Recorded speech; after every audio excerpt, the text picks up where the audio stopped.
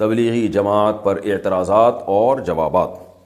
تبلیغی جماعت پر اعتراض کرنے والے کہتے ہیں کہ یہ لوگ مسجد میں اعلان کرتے ہیں، اسی طرح مسجد میں قیام کرتے ہیں، سوتے ہیں، کھانا کھاتے ہیں، اسباب کی بالکل نفی کرتے ہیں، گھر بار کی پرواہ نہیں کرتے، سب چھوڑ کر صرف توکل پہ چل رہے ہوتے ہیں، اور قرآن اور مستند احادیث چھوڑ کر فضائل اعمال پڑھتے ہیں جس میں متعدد ضعیف روایات ہیں، اور جو روایات اللہ کے راستے یعنی جہاد سے متعلق ہیں ان کو تبلیغی جماعت پر منطبق کرتے ہیں۔ براہ کرم ان اشکالات کا جواب دیجئے۔ معاذ صاحب کراچی سے۔ معاذ صاحب نے بہت سارے سوال کیے ہیں۔ پہلا سوال یہ کہ یہ لوگ مسجد میں قیام کرتے ہیں، مسجد میں سوتے ہیں، تو بھائی مسجد میں قیام کرنا بھی جائز ہے، مسجد میں سونا بھی جائز ہے۔ حضرت علی رضی اللہ تعالیٰ عنہ مسجد میں ہی تو آرام فرما رہے تھے جب رسول اللہ صلی اللہ علیہ وسلم ان کے پاس گئے، تو مسجد نبوی کی مٹی آپ کے رخسار مبارک پہ لگ گئی تھی، تو اسی پہ نبی صلی اللہ علیہ وسلم نے ابو تراب سے آپ کو خطاب کیا ہے، مٹی والے۔ حضرت عمر نے ساری زندگی کے لیے اپنی کنیت ابو تراب ہی کر دی۔ تو ہاں، صرف سونے کے لیے مسجد میں جانا، گپے مارنے کے لیے مسجد میں جانا یہ ٹھیک نہیں ہے۔ تو تبلیغ والے گپے مارنے کے لیے تو نہیں جاتے نا، وہ تو دین کی تبلیغ کے لیے جاتے ہیں، تو جائز ہے، سونا بھی جائز ہے، قیام کرنا بھی جائز ہے، اعلان کرنا بھی۔ اعلان بھی کوئی بچوں کی گمشدگی کا اعلان تو نہیں کر رہے ہوتے کہ ایک بچہ نیلے رنگ کی لیکر اور پیلے رنگ کا بنیان پہنا ہوا ملا ہے، جن صاحب کا ہو آ کے لے جائیں، تو وہ تو دین کا اعلان کر رہے ہوتے ہیں، تو کوئی حرج نہیں ہے اس میں۔ رہا یہ مسئلہ کہ کھانا کھاتے ہیں، تو مسجد میں کھانا کھانا بھی جائز ہے، ناجائز ہونے کی کوئی دلیل نہیں ہے۔ ہاں، مسجد کے آداب کا خیال کر کے کھانا کھانا چاہیے۔ اعتکاف والے نہیں کیا کھانا کھاتے ہیں مسجد میں، اسباب کی بالکل نفی کرتے ہیں وہ۔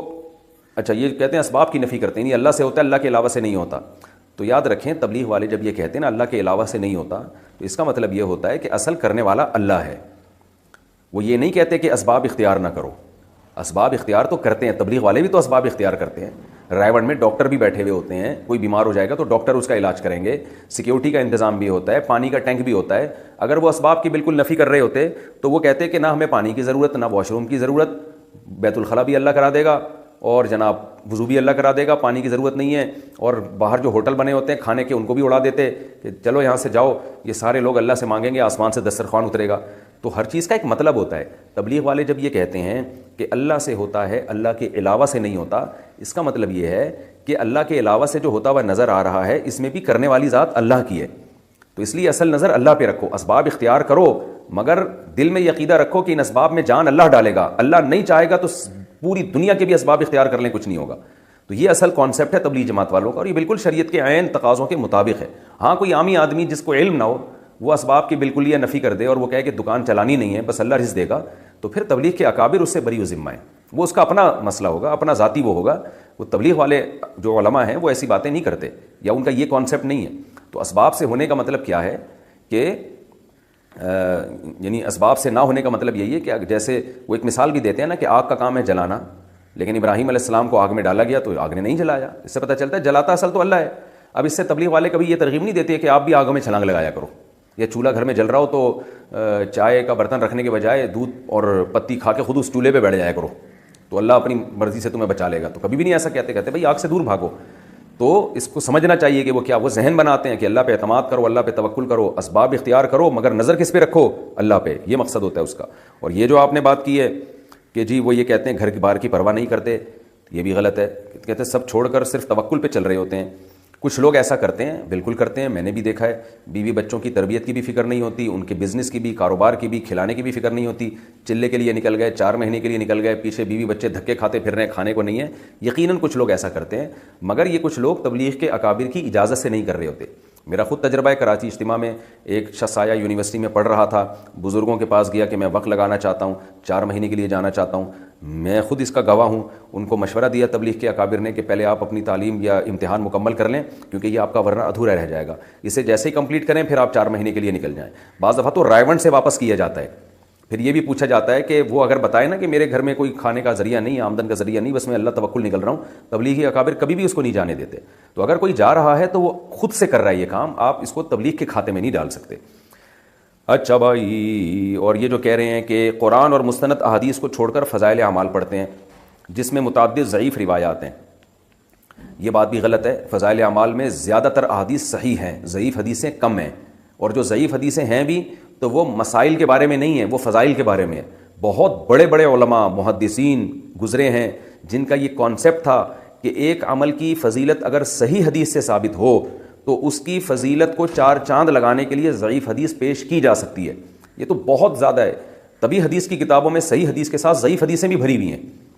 تو وجہ اس کی یہی ہے کہ بھئی اس سے کوئی شرعی مسئلہ ثابت نہیں ہو رہا. فضائل اعمال مسائل کی کتاب تو ہے نہیں. تو یہ ان کا کانسیپٹ تھا کہ بھئی ایک چیز جیسے نماز کی فضیلت پر صحیح حدیثیں بہت ہیں, وہ صحیح حدیثیں بھی فضائل اعمال میں ہوں گی, کچھ ضعیف حدیثیں بھی ہوں گی, لیکن وہ ضعیف حدیثیں اسی صحیح حدیث کی تائید کر رہی ہوتی ہیں. تو اس لیے یہ ایک نعرہ پوری دنیا میں خام خواہ میں پھیلا دیا گیا ہے کہ فضائل اعمال میں من گھڑت قصے ہیں, فضائل اعمال میں ضعیف روایتیں ہیں. ایسا نہیں ہے, ضعیف روایتیں بھی ہیں لیکن بہت ساری صحیح روایتیں بھی ہیں, اور ان سے جو مضمون ثابت ہو رہا ہے وہ شریعت کے مطابق ہے.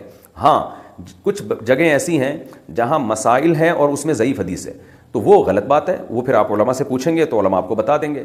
تو ایسے تو دنیا میں کوئی بھی کتاب ایسی نہیں ہے جو نقص سے پاک ہو. صرف اللہ کی کتاب قرآن ہے جس میں کوئی عیب نہیں ہے, وہ ہر قسم کے نقص سے پاک ہے. باقی تو دنیا میں ہر کتاب میں کچھ نہ کچھ سقم پایا جاتا ہے, کوئی بھی کتاب لیں گے کچھ نہ کچھ سقم ہوگا اس کے اندر. تو اس لیے اس کو بیان کرنے میں کوئی حرج نہیں ہے. اب تک تبلیغ جماعت فضائل اعمال ہی پہ چل رہی ہے, تو ہم نے نہیں دیکھا تبلیغ والوں کے عقیدے خراب ہوئے ہوں, بلکہ تبلیغ والے جتنے توحید پرست ہوتے ہیں اتنے تو ہمیں دوسروں میں توحید نظر نہیں آتی. کبھی نہ قبروں پہ جاتے ہوئے دیکھیں گے آپ, نہ کبھی کسی قبر سے مانگتے ہوئے دیکھیں گے, اللہ پہ اعتماد اور توکل کرتے ہیں. تو یہ تو سارا فضائل اعمال کا نتیجہ ہے. ایک اور اعتراض فضائل اعمال پہ یہ کیا جاتا ہے کہ اس میں من گھڑت قصے ہیں. یہ بات بھی غلط ہے. من گھڑت کی ڈیفینیشن کیا ہے؟ من گھڑت کا مطلب یہ ہے کہ شیخ الحدیث مولانا زکریا رحمۃ اللہ علیہ اپنی طرف سے کوئی قصہ سنا دیں جو انہوں نے نہ خود اپنی آنکھوں سے دیکھا ہو اور نہ اس کی ان کے پاس کوئی سند ہو. اس کو من گھڑت کہتے ہیں. آپ نے کوئی قصہ سنایا, لوگ پوچھیں گے بھائی یہ قصہ من گھڑت ہے, آپ کہیں گے کیوں؟ وہ کہتے ہیں آپ نے دیکھا اپنی آنکھوں سے, آپ کہیں نہیں, نہ میں نے تو دیکھا بھی نہیں. پھر کسی مستند آدمی سے سنا, نہیں جی, پھر ہم کہہ سکتے ہیں بھائی یہ من گھڑت ہے.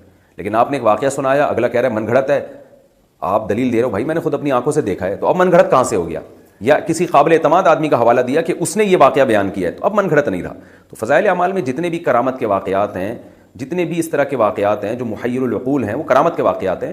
تو فضائل اعمال میں نے جس کتاب سے لیا ہوتا ہے اس کتاب کا حوالہ دیا ہوتا ہے, اور وہ کتاب کے مصنف بڑے بڑے محدثین, بڑے بڑے مورخین ہیں, تو قابل اعتماد لوگوں کے حوالوں کے ساتھ وہ واقعات لکھے ہوئے ہیں, تو ان کو من گھڑت کس بیس پہ کہہ دیا آپ نے؟ تو اس لیے یہ الزام برائے الزام ہے, اس کی کوئی حقیقت نہیں ہے. ہاں یہ ضرور ہے کہ ویسے ہم چھوٹا منہ بڑی بات کرتے ہوئے کہ ہماری کیا حیثیت ہے, لیکن ہم میں کیا بعض بڑے علماء بھی ہم نے دیکھے ہیں, وہ تبلیغ کے اکابر کو ایک مشورہ دیتے ہیں کہ بھائی اب چونکہ کام پوری دنیا میں بہت زیادہ پھیل گیا ہے, بہت زیادہ پھیل گیا ہے, تو بین الاقوامی سطح پہ کام ہو رہا ہے, تو ایسی کتاب آنی چاہیے جو بالکل بے غبار ہو, جس میں ساری حدیثیں صحیح ہوں, اس میں ضعیف, کیونکہ جیسے جیسے کام بڑھتا ہے نا اس کا معیار بھی اسی حساب سے بڑھانا پڑتا ہے آپ کو. تو اس لیے ہمارا ایک مشورہ ہے کہ ریاض الصالحین ہونی چاہیے, کیونکہ ریاض الصالحین میں A to Z ساری حدیثیں صحیح ہیں, الا یہ کہ ایک آدھ روایت پر اس کے کلام کیا گیا ہے, لیکن وہ بھی کوئی یقینی طور پہ کلام نہیں ہے. تو اس لیے ریاض الصالحین, جیسے کہ عربوں میں جماعت میں جو عرب لوگ نکلتے ہیں ان کے لیے ریاض الصالحین ہے, تو ریاض الصالحین ہوگی تو وہ اس سے کام زیادہ بڑھے گا. یہ ایک مشورہ ہم بھی دیتے ہیں, لیکن ہماری کوئی ایسی اوقات نہیں, ہمیں تو یہ مشورہ دیتے ہوئے بھی شرم آتی ہے. لیکن بعض بڑے علماء بھی یہ کہتے ہیں. مولانا ابو الحسن علی ندوی رحمہ اللہ تعالیٰ نے تبلیغ جماعت میں ریاض الصالحین شروع کروائی تھی عربوں میں, تبھی عربوں میں کام اتنا پھیلا ہے. تو اگر یہاں بھی ریاض الصالحین شروع ہو جائے تو یہ زیادہ اچھا ہوگا. رہا یہ مسئلہ کہ جہاد والی روایتوں کو تبلیغ والے تبلیغ پہ فٹ کرتے ہیں, تو دیکھیں جہاد والی روایتوں کو جو تبلیغ والے تبلیغ پہ فٹ کرتے ہیں, تو اس طور پر اگر کوئی جہاد کی روایتوں کو فٹ کرے کہ جہاد کا جو 100% ثواب ہے وہ پورا تبلیغ میں نکلے گا, پھر تو یہ بات غلط ہے. لیکن اگر کوئی اس طور پر منطبق کرتا ہے کہ جہاد میں اور تبلیغ میں قدر مشترک کیا ہے, کہ مجاہد بھی اپنا گھر بار چھوڑ کر اللہ کے دین کی مدد کے لیے نکلتا ہے, اور جو تبلیغ میں نکلے یا دینی مدرسے میں علم حاصل کرنے کے لیے نکلے وہ بھی اللہ کے راستے میں ہوتا ہے, تو ایک نیک شگون کے طور پر یہ فضیلت لی جائے کہ بھئی دونوں کا مقصد تبلیغ ہے. تو جہاد کی کچھ آیتیں ایسی ہیں جو تبلیغ پہ فٹ ہوتی ہیں, جیسے قرآن میں آتا ہے ان تنصروا اللہ ینصرکم, اگر تم اللہ کی مدد کرو گے اللہ تمہاری مدد کرے گا. تو یہاں کیا مطلب ہے؟ اگر تم اللہ کے دین کی مدد کرو گے, تو جیسے مجاہد اللہ کے دین کی مدد کرتا ہے, اب یہ آیت اصل میں ہے تو جہاد کے بارے میں, لیکن اس میں اللہ نے جہاد کا لفظ استعمال نہیں کیا, بلکہ اللہ نے یہ کہا کہ اگر تم اللہ کے دین کی مدد کرو گے تو بھی اللہ بھی تمہاری مدد کرے گا. تو اس میں علماء بھی داخل ہیں, اس میں تبلیغ والے بھی داخل ہیں, اس میں مجاہد بھی داخل ہے, سب سے پہلے تو مجاہدین داخل ہیں اس میں. تو تبلیغ والے اس طرح کی آیتوں کو اگر تبلیغ پہ فٹ کرتے ہیں تو یہ بالکل جائز ہے. یا صحابہ کے واقعات کو کہ وہ دین کے لیے نکلے اور کیسا لڑے اللہ کی راہ میں, تو قربانی دی نا, تو جہاں بھی قربانی ہوگی وہاں وہ والی آیتیں فٹ کرنا جائز ہوگا. البتہ کچھ آیتیں ایسی ہیں جو اسپیسیفک شہادت کے فضائل پر وارد ہوئی ہیں, آیتیں یا حدیثیں, یا کچھ آیتیں اور حدیثیں ایسی ہیں جو زخمی ہونے پر یا پہرا دینے پر ہیں, کہ جو فرنٹ لائن پر جو پہرا دے گا مجاہد لعلہ الا یرجع الی اہلہ، اسے یقین نہیں ہے کہ اب واپس گھر لوٹ بھی سکتا ہے۔ تو اس طرح کی آیتیں جن میں شہادت کی فضیلت ہو، یا اللہ کے راہ میں زخمی ہونے کی فضیلت ہو، یا فرنٹ لائن پر لڑنے کی فضیلت ہو، وہ فضیلتیں بہرحال تبلیغ پہ فٹ نہیں کی جا سکتی۔ تو اگر کوئی تبلیغ والے ان قرآنی آیات کو تبلیغ پہ فٹ کرتے ہیں تو وہ غلط کرتے ہیں، یہ ان کا انفرادی عمل ہے۔ اور ویسے بھی دیکھیں، جب اتنے بڑے پیمانے پر کوئی کام ہوتا ہے تو کچھ نہ کچھ مسٹیک اور فالٹ اس میں پیدا ہو سکتے ہیں۔ یہ ممکن نہیں ہے کہ آپ اتنے بین الاقوامی سطح پہ اتنا بڑا خیر کا کام کر رہے ہوں اور اس میں ذرا بھی کوئی فالٹ نہ